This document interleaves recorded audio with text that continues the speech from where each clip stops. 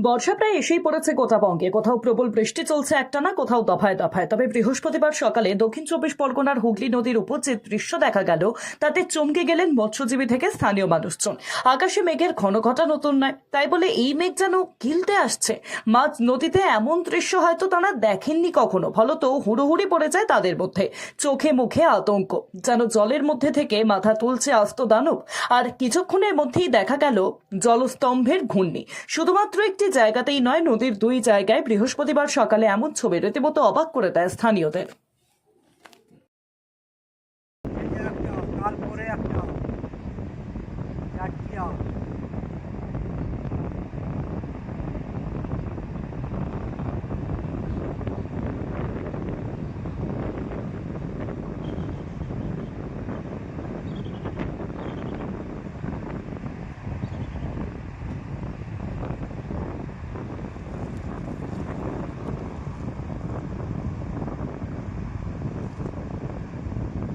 Isyaran apa ya deh?